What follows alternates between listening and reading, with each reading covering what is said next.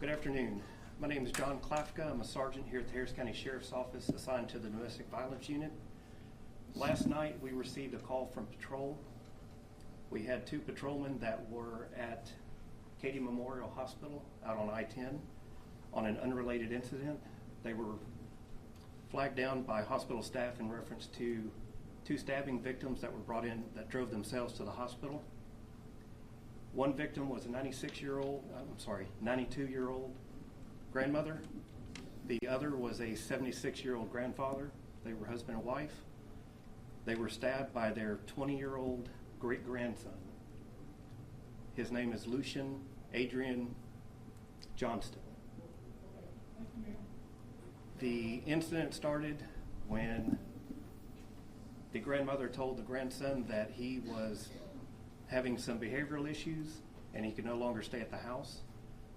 They were taking him to a friend's house to drop him off, and as they arrived, the grandmother told him that he could not come back until he was evaluated by a doctor, which set him off, and he stabbed the grandmother first, then went to the grandfather. The defendant's 12-year-old brother was in the backseat of the car with him, started to wrestle his brother, his older brother, got the knife away and was able to throw it out the window, saving his grandparents.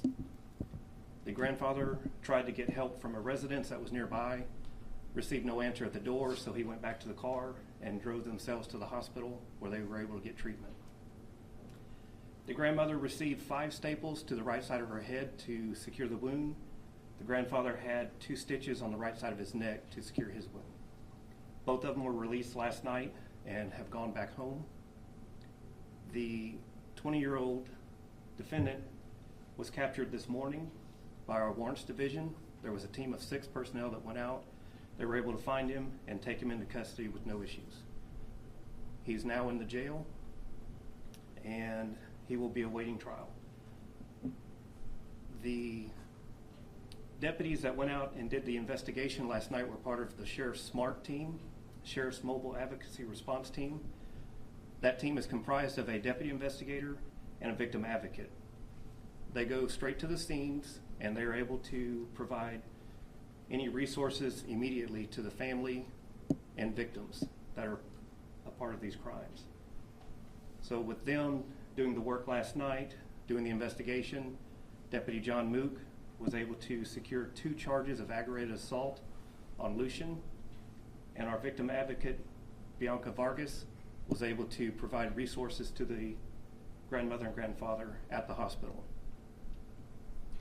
Are there any questions? Was the 12-year-old injured at all? No, ma'am. 12-year-old was not injured.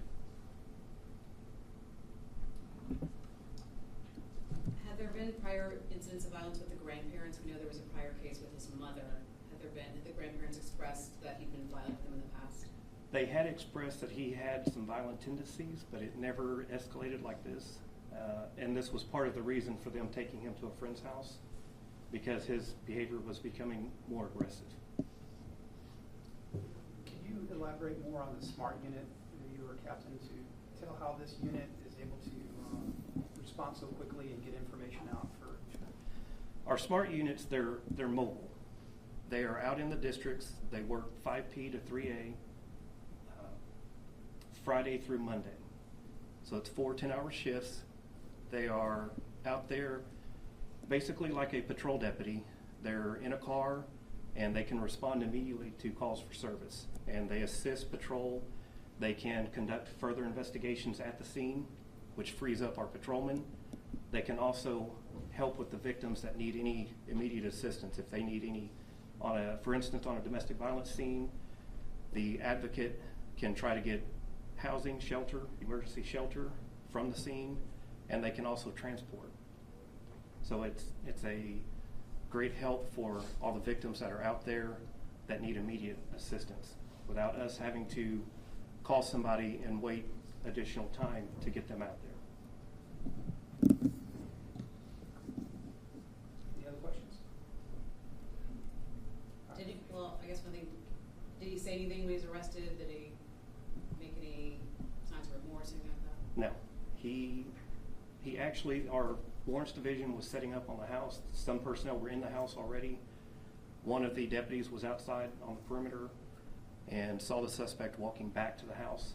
And once he got to the house and realized what was going on, he turned to run. But our deputy had already radioed for other personnel to come out, and they were able to catch him pretty quickly. And so whose house was this where he was hiding out? It was a friend's house where the grandparents were taking him The last night. original house, okay. Right. So it's the smart unit is responsible for For the responding. investigation. The warrants division is the ones that captured him this morning. The sheriff spoke to the bravery of this 12-year-old boy. Is there anything that you want to add to that, what the sheriff had said? Right. He was very brave. I spoke to him last night. He was excited to help. His grandfather praised him immensely for saving their lives. He said if it wasn't for his grandson, the older grandson would have killed him. He felt positive of that. And he was very, very thankful, very grateful for his 12-year-old great-grandson that was able to save both of their lives. He just reacted, started fighting his brother, and did what he could to help his grandparents. So they were actually driving, like the car was moving when they were going to stop. The car was moving. It was coming to a stop because they were right there at the house where they were going to drop off Lucian.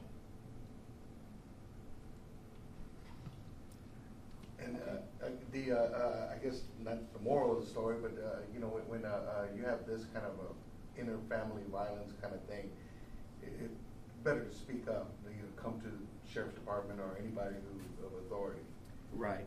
This shows that domestic violence will affect anybody, any gender, any race, any religion, any financial status. You know, it's everybody across the board. The ages and the dynamics don't matter. It's just everybody can be affected by it. So if anyone knows anyone that needs help, you know, urge them to reach out so they can get the help that they need before something turns this bad or worse. We've got several victim advocates that are here to help, that are here on day shift and overnights, that can be called out also if we don't have anybody on night shift that's available. Just to clarify, these were his grandparents or great-grandparents? Great-grandparents. Great-grandparents. Yes, ma'am. Okay, thank you. Can I go ahead and get your name and spelling and title, sir? John Klafka, I'm sorry, can you do KLA. that again? I'm sorry, my fault. No problem. John Klafka, KLA, F like Frank, KA, and I'm a sergeant.